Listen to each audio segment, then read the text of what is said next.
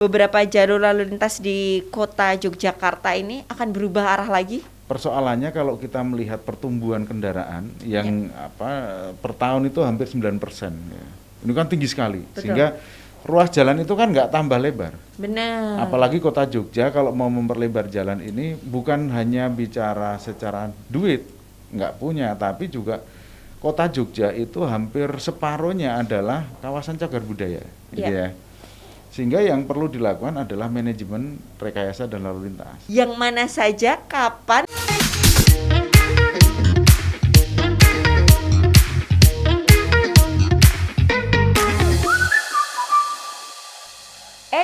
Jangan buru-buru, konfirmasi dulu. Langsung saya konfirmasi, Pak Agus. Benar nggak sih beberapa jalur lalu lintas di kota Yogyakarta ini akan berubah arah lagi?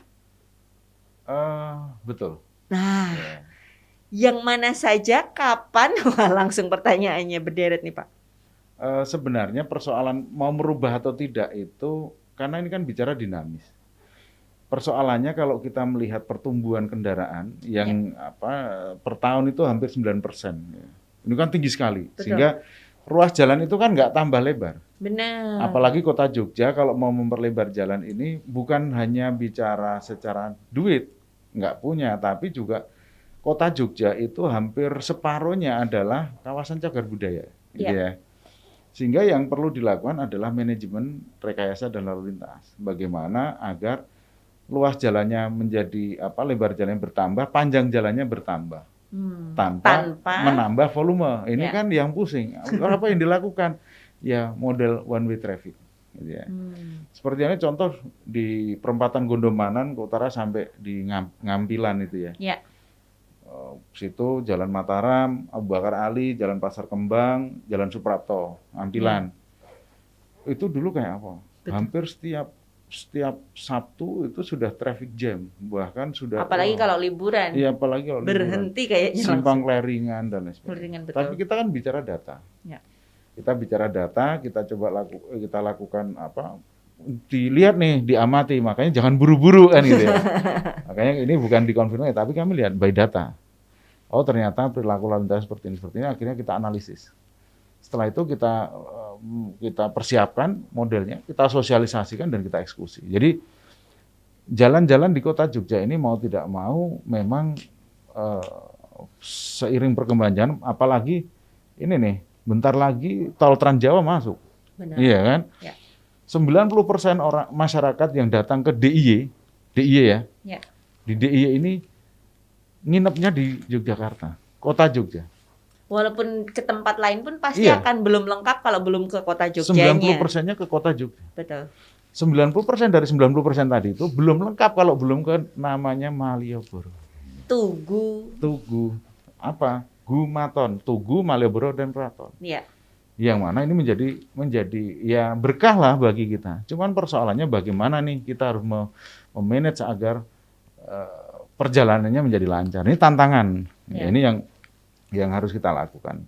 Oleh karena itu ya tadi seperti sampaikan, apakah berubah? Iya. Akan berubah. Iya. Tapi berangkatnya memang dari tadi ya. Iya. Dari permasalahan yang sudah dihadapi. Kemudian juga tidak mungkinnya jalan mau diperluas sampai seberapapun kalau memang tidak ada penambahan unit mobil kendaraan ataupun motor itu juga terus tidak bisa dihadang ya, terus bertambah. Makanya dibutuhkan rekayasa lalu lintas itu tadi.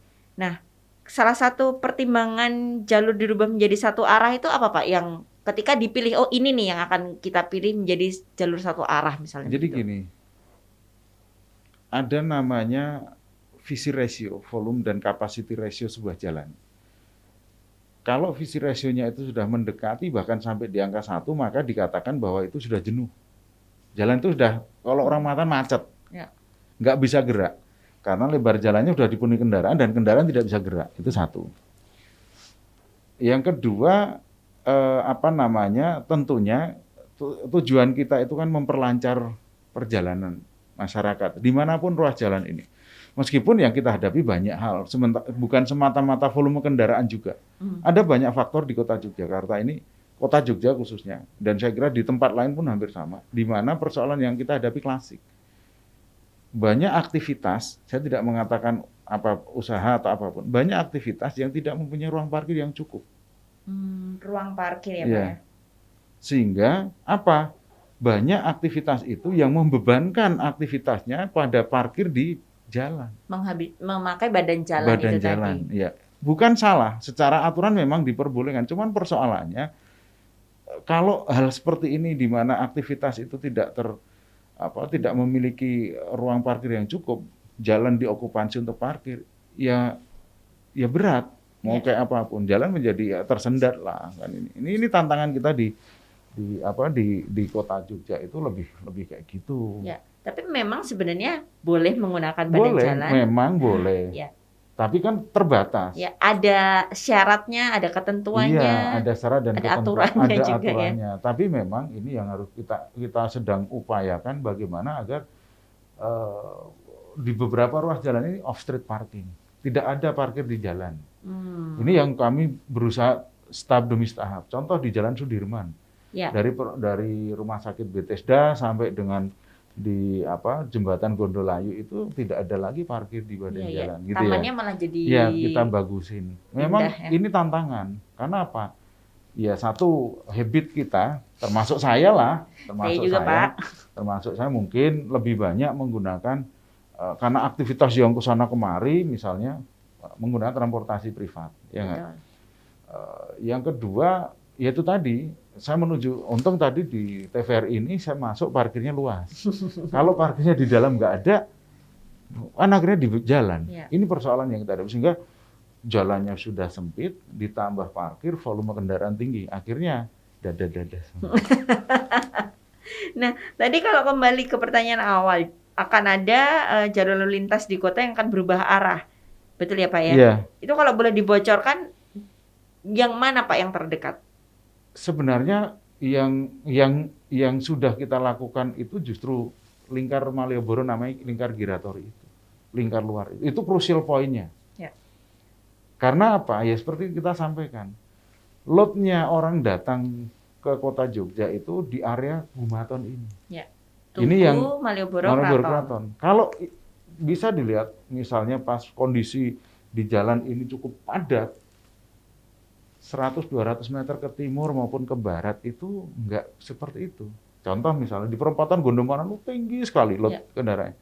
Begitu sampai ke timur ke arah Pura Pakualaman sepi. Gitu ya. Ke arah barat pun sama. Sehingga memang kita konsentrasi bagaimana manajemen rekayasa lalu lintas di area Gumaton ini menjadikan lebih lancar. Dan ini terus kita pantau, kita account, kita amati, kita analisis. Iya benar. Karena kalau jadi ada analisanya, ada data yang dipakai. Betul. Kalau tidak, justru manajemen rekayasa lalu lintas itu akan menyebabkan kemacetan. Salah melakukan treatment, bukan pusingnya sembuh, malah sakit perutnya tambah. Udah migrain tambah sakit perut, asam lambung. Ini yang masalah kan gitu. Nah, oleh karena itu memang kadang-kadang bagaimana. Makanya kita lakukan tahap demi tahap. Oleh karena itu perilaku perjalanan pun sedang kita lihat benar, kita pantau di CCTV. Kita tuh di kota itu ada 58 simpang perempatan yang ber-ATCS itu ada 31 mohon maaf. Terintegrasi gitu maksudnya. Iya, jadi itu kita atur dari sisi room kita di Dishub. Kita pantau, kalau pagi jam sekian, dari jam 6 sampai jam sekian itu loadnya tinggi dari arah ini dari ini. Nanti kita analisis akan ketemu pola lalu lintasnya gitu ya. Sehingga di situ pun kita atur, pada saat misalnya Tako misalnya habis dari jalan X misalnya, ini kok lama banget merahnya gitu ya. Kadang-kadang gitu ya. Betul. Perasaan sampai 100 gitu. Sekarang memang kita nggak banyak main di angka ya, tapi justru kita atur. Karena apa? Simpang yang lain mungkin loadnya sangat tinggi. Sedangkan kita yang di sini hanya antrian 2 kendaraan. Di sana berbanyak, dia harus kita urai dari sisi room di kantor dinas perhubungan. Kita kendalikan, ini kita lepas dulu. Sehingga ini menjadi bagian upaya kita untuk memperlancar lalu lintas. Termasuk kalau ada urgent misalnya terpantau ada ambulan itu kebakaran, ya udah kita buka tanda kutip, kita hijaukan biar itu jalan. Jadi ada yang memantau 24 jam Pak itu? Kita sementara baru 12 jam ya. 12 jam memantau kondisi 12 jam itu lebih lah. Iya. 12-an. Sekitar 12 jam itu ya. Dari pagi jam 6 sampai jam 9 malam. Oh, di jam-jam memang aktivitas yang cukup padat itu cukup sehingga ada benar-benar sumber daya manusianya yang standby gitu ya Pak ya? Ada. Wow, luar biasa. Tapi memang kita nggak pernah publish nih. Mungkin netizen pada nggak tahu. Gitu ya. Akhirnya tahu karena terkonfirmasi nih. Iya. Dan itu pun dari kamera CCTV itu banyak manfaatnya. Banyak aktivitas kejahatan yang akhirnya bisa, mohon maaf, accident, kejahatan apapun. Kami dengan teman-teman polisian makanya setiap kali kita lihat di ATCS, oh ada rekaman kita ambil. Itu menjadi salah satu. Iya. Itu pasti saling terintegrasi tadi ya dan saling berhubungan dan menguntungkan. Pak, kalau tadi ngobrolin tentang Malioboro, ini kan rencana Malioboro juga akan dijadikan pedestrian ya. Memang sudah diuji coba beberapa kali gitu. Itu nantinya akan berpengaruh nggak dengan jalur yang menuju Malioboro yang saat ini memang sudah banyak perubahannya gitu ya, satu alur mau bilang arus dan arah.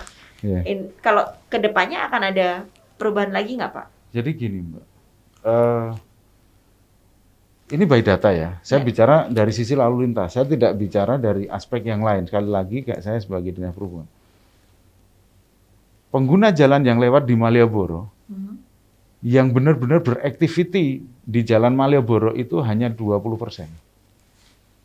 Yang lainnya hanya lewat. Gitu ya. Dalam artian gini, kita sama-sama jalan nih, bersepuluh, yang nyantol mau punya aktivitas, punya kepentingan di Malioboro itu mau di Malioboro, hanya 2 orang. Cuma 2 orang. Yang 8-nya hanya lewat. Maka ini yang sebenarnya perlu kita kelola. Bagaimana agar masyarakat yang berkeinginan dan berkepentingan di kawasan Malioboro inilah yang lewat di area itu. Kan gitu ya. Lah sementara prioritas ini berarti ya. Iya, justru beban jalan Malioboro itu hanya 1,2 km. Dengan lebar jalan 6 meter ya. 6 meter di jalan Malioboro. Dengan beban yang cukup tinggi. Ya pasti orang bicara Malioboro macet. Iya, bukan macet. Ya memang volumenya udah berlebih. Gitu ya. Nah, maka dari itu kalau kita bicara pedestrian, saya kira itu yang menjadi unik, dan lingkar jalan yang kita buat satu arah tadi, insya Allah bisa menampung volume jalan yang 80% ini tadi. Yang 20% masyarakat yang pengen punya kepentingan di benar-benar ada tujuannya di Malioboro, ya parkir saja dan menjalan kaki di kawasan Malioboro. Ini kalau bicara ideal. Sehingga apa? Ya ini enak. Orang bicara macet. Ya gimana nggak macet? Orang 80% orang yang hanya lewat kok menjadikan perlintasan kalau bahasa kami. Jadi depan rumahnya dilewatin. Ini rumah cewek ini dilewatin banyak cowok, padahal cuma lewat doang. Yang lirik cuma 1 orang, kan gitu ya. Yang lain nggak berani. Yang lainnya cuma lewat doang, lirik-lirik. Mengagumi. Mengagumi. Memang gitu ya. Ini fenomena yang juga. Tapi harapan kita kalau pengen menikmati Malioboro, ya lebih lambat dan dari dekat, ya bisa berjalan kaki, kan gitu ya. Ini lebih nikmat saya kira yang bisa dilakukan di Malioboro. Nah, berarti memang nantinya akan mempengaruhi alur yang ada di sekitarnya ya. Kalau itu sudah sebenarnya dengan girator ini sudah kita prepare menjadi bagian. Tapi siap. Akan ada perubahan lagi nggak Pak? Dari yang sekarang maksud saya? Sementara mungkin hanya di beberapa titik kecil lah. Titik kecil misalnya di perempatan Jelagran yang ke arah barat itu kemungkinan akan kita amati terus apakah itu hanya untuk satu arah ke barat misalnya untuk memperlancar sirkulasinya ataukah tetap two way, ini yang terus kita pantau. Sampai so far ada beberapa rekayasa teknis yang mungkin teman-teman pemirsa netizen enggak, misalnya contoh ini pas lampunya hijau. Lampunya yang ke kiri hijau tapi yang lurus merah. Kan biasanya bareng nih. Itu pun kita atur. Kita tata agar pada saat ini harus berjalan bareng, tidak konflik bahasanya dengan lalu lintas lain, tidak mengurangi tundaan. Bisa dilihat nanti kalau di Jelagran itu kalau sore hari. Jelagran perempatan itu ya Pak ya? Ada beberapa teknis pengaturan lalu lintas secara berbasis IT, ATCS itu yang kita atur kendalikan dari kepolisian. Dan itu mengawasinya ya berbanyak titik gitu ya Pak ya? Iya. Luar biasa ini. Nah, kembali lagi tadi Pak, mengenai Malioboro, pedestrian rencananya, nah berarti kan ada hubungannya dengan kantong parkir juga. Nah, untuk kantong parkir ini sejauh ini sudah cukup Pak untuk mobil, motor, dan bis pariwisata tentu saja. Iya, jadi kalau kita bicara cukup itu seberapapun nggak akan pernah cukup. Oke? Karena kalau kita bicara cukup, dilihat dari pertambahan kendaraan, ya nggak? Ya. Itu satu. Yang kedua, bicara preferensi. Memang ini sesuatu yang sedang terus kita rumuskan untuk seperti apa kebijakan ke depan. Jadi beban di kawasan Malioboro ini cukup tinggi. Ya. Seandainya itu harus mengakomodasi semua kepentingan parkir dekat, itu persoalan. Jelas kota Jogja ini yang hanya 32,5 km persegi, ya nggak? Hampir separuhnya kawasan cagar budaya, untuk bisa menampung contoh mobil pribadi saja. Mobil pribadi yang menuju ke punya kepentingan di Malioboro ini, yang pengen berwisata lah bahasanya ke Malioboro itu kurang lebih butuh lahan 2 hektar. Itu kendaraan pribadi saja ya, baru kendaraan kalau pribadi. Kalau 2 hektar di kawasan sana mana ada. Betul. Ya, ini yang sedang kita upayakan rumuskan. Meskipun ini menjadi secara lalu lintas loh, saya tidak bicara secara ekonomi dan lain sebagainya. Mungkin ada bidang lain nanti yang bicara. Secara lalu lintas, konsep yang kami tawarkan ya park, ride.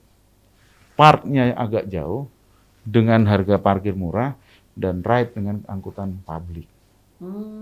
Di beberapa tempat di Indonesia tampaknya udah banyak yang begitu ya. Justru itu yang sedang terus kita dorong, upayakan. Kita buat sebuah rencana, konsep besarnya. Jadi misal contoh nih, parkirnya di area tidak dekat dengan tujuan Malioboro. Dengan Malioboro, misalnya contoh di Tegalrejo misalnya. Ya. Misalnya di sana di area mana Mergangsan misalnya. Ya. Sananya di area Gondokusuman misalnya agak utara. 4 penjuru angin. Orang parkir di Malioboro mungkin suatu saat nanti harganya tidak kira-kira. Iya. Gitu ya. Itu kalau secara teori namanya pola disinsentif. Orang yang pengen menikmati sebuah. Contoh misalnya sekarang parkir di pusat perbelanjaan lah. Ya. Di salah satu yang dekat-dekat sini kan ada. Ya. Parkir mobil, apapun mobilnya, kalau dia mau parkir di depan main gate-nya, bayarnya sekian. Ya enggak? Sedangkan kalau parkir biasa yang mungkin agak jauh butuh effort, dia butuh bisa 6.000 perak, hampir 5 kali lipat. Ya enggak? Ya. Ada kan, Mbak? Ya, betul. Ini sebenarnya VIP parknya. Ya kalau orang mengatakan VIP lah. Tapi sebenarnya ini adalah premium place-nya. Kalau premium place-nya ini diberi beban yang tinggi, ini kan nggak akan cukup. Makanya ada pembatasan, ya sekian yang bisa dibatasi. Contoh, jadi orang diinsentif, kalau orang bawa mobil mendekat, dia harus membayar yang tinggi. Mungkin berat. Nah, kalau kamu nggak berat, parkir di sana yang murah. Ya. Sana murah parkirnya, naik angkutan publik. Ini saya kira di negara manapun sudah mulai dilakukan. Betul. Dan kalau di tempat lain pun itu justru menghidupkan arah perjalanan yang akan dilewati oleh wisatawan misalnya ya dalam hal ini. Dan juga apalagi kalau Jogja itu pasti unik sekali karena bisa menggunakan andong, bisa beca atau mau perjalanan pun atau jalan kaki pun kaki pun itu akan menghidupkan kawasan yang dilewati. Sebenarnya kalau mau dari perspektif yang lebih optimis ya.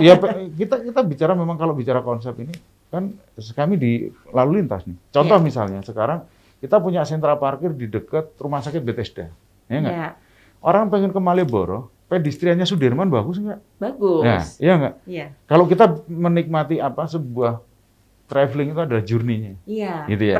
Perjalanannya itu yang menarik ya. Kalau bicara capek, ya capek. Orang jalan kaki bersepeda itu nggak ada yang nggak capek, gitu ya. Tapi karena kita wisata, kita happy ya di situ. Sudirman sampai di Tugu, pedestriannya bagus, nyaman. Pohon-pohon udah mulai rindang, ya nggak? Betul.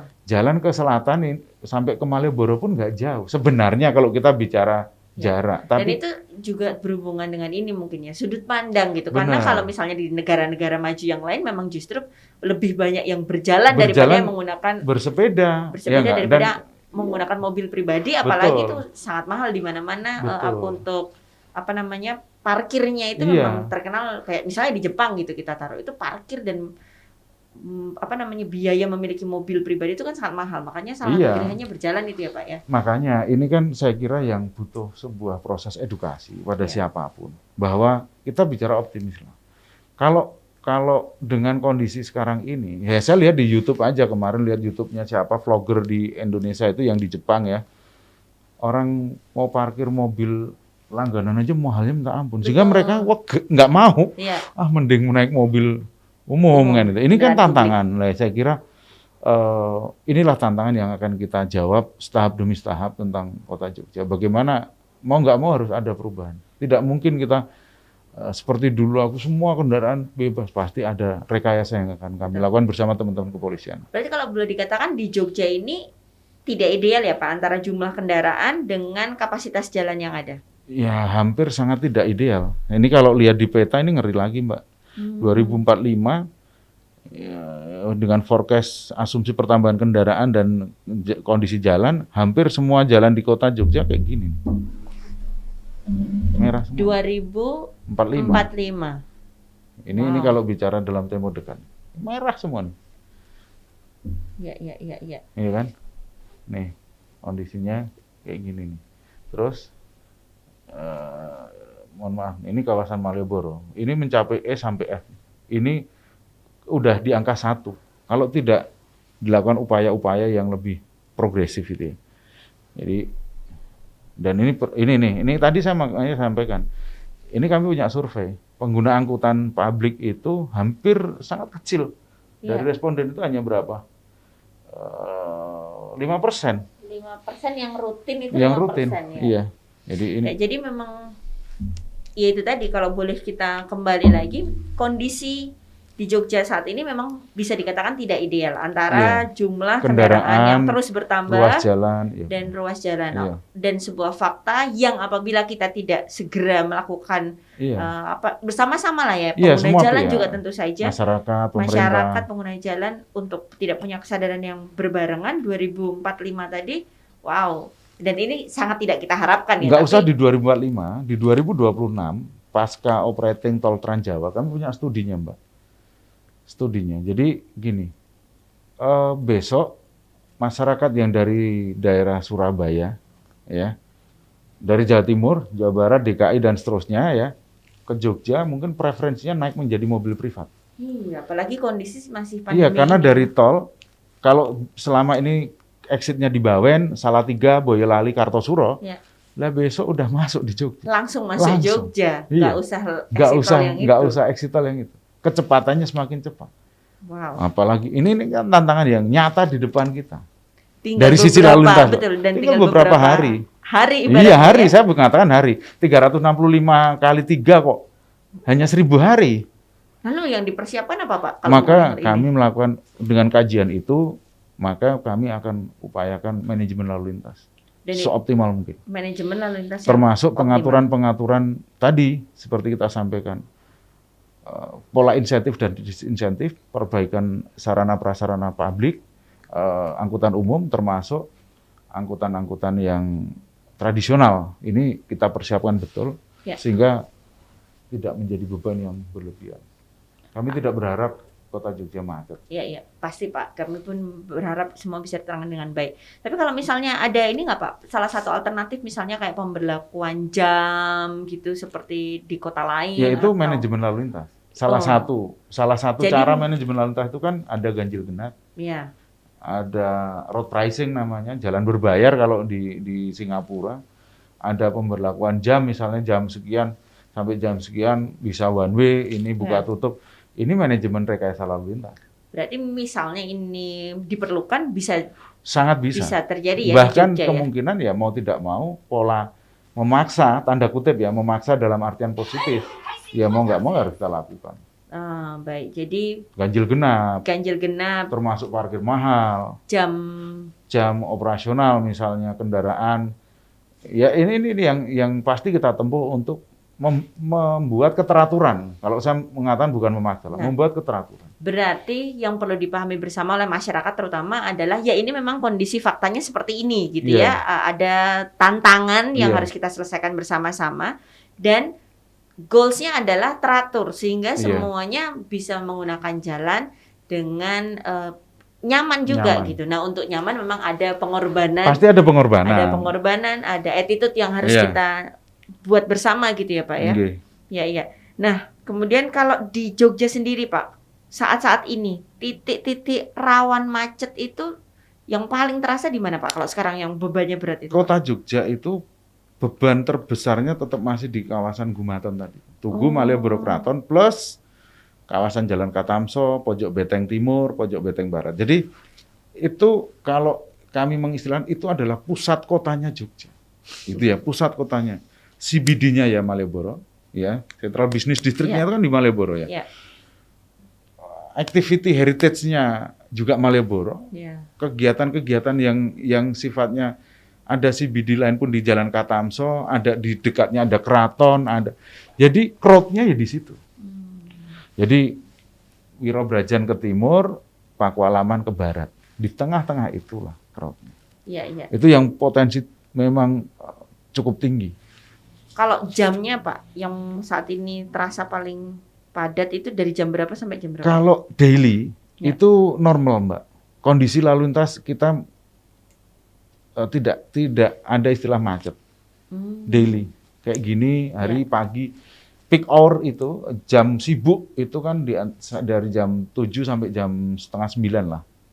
Baik. Nanti sore itu jam 3 sampai jam 5. Pulang kantor berarti ya? Pulang aktivitinya ada sekolah, ada kantor. Itu pun tidak ada traffic jam. Gitu ya. Tapi yang benar-benar potensi terjadi pelonjakan itu kalau hari Jumat sore, Sabtu pagi lah, Sabtu pagi, Minggu pagi, Senin sore udah. Di weekend itu dan hari-hari libur. Weekend, hari libur, apalagi kemarin sempat long weekend ini juga. Very long weekend kemarin. Long weekend itu juga, itu pasti ada pengaruhnya ya. Oh sangat, karena Yogyakarta ini ternyata saya membaca di beberapa data okupansi tinggal di penginapan di Jogja tinggi sekali. Ya, yang tadi sempat dikatakan juga ya. Iya. Dan sebentar lagi kita ini akan menghadapi puasa, kemudian Idul Fitri. Ya kegiatan sekarang ini kayaknya enggak ini sih Yogyakarta itu karena ya itu tadi kecepatan penjangkauannya sangat cepat. Dari Jakarta naik kereta 6 jam, Mbak. Iya, benar. Iya kan? Betul. Itu bukan waktu yang lama. Naik kendaraan pribadi hampir juga sama. Hampir sama. Betul. Itu ya kalau hitung-hitungan. Walaupun belum keluar di tol. Iya, belum keluar di Jogja. Kalau udah keluar di Jogja langsung kayak apa?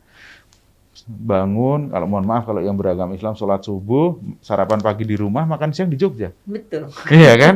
Loh, ini real nanti yang akan kita. Tapi ya ini menjadi tantangan kami dan teman-teman, termasuk dengan teman-teman kepolisian kami ngobrol. By data, kami melakukan survei, kami melakukan kajian. Apa yang kita lakukan? Harus dilakukan. Treatmentnya apa? Jadi ibarat kata kalau di tenaga medis itu, dianalisa tuh. Oh, ini apa? Simptomnya apa nih? Gejalanya mulai apa? Medical record-nya kayak apa nih kan itu ya. Habis itu kita treatmentnya ada. Ini yang kita harapkan apa yang kita berikan untuk kita lakukan, treatment yang kita lakukan itu bisa menjawab persoalan. Kalau himbauan terakhir Pak, himbauan untuk masyarakat yang saat ini juga ya mungkin nanti akan datang ke Jogja, yang saat ini mahasiswa yang masih juga tinggal di Jogja dan seluruh masyarakat di Jogja apa nih Pak? Yang pertama, himbauan saya dan penekanan saya, jangan beli mobil kalau tidak punya garasi. Nah, aduh ini menarik Pak, kapan-kapan kita bahas ya Pak ya, mobil tanpa garasi ini soalnya banyak terjadi. Ini terjadi, di satu sisi persoalan sosial kita seperti itu. Please gitu ya, beli mobil kalau sudah punya garasi yang cukup. Ya. Gitu ya. Ini saya kira nanti bisa kita bukan hanya personal tapi ada komunal misalnya. Ini yang perlu kita lakukan sehingga apa?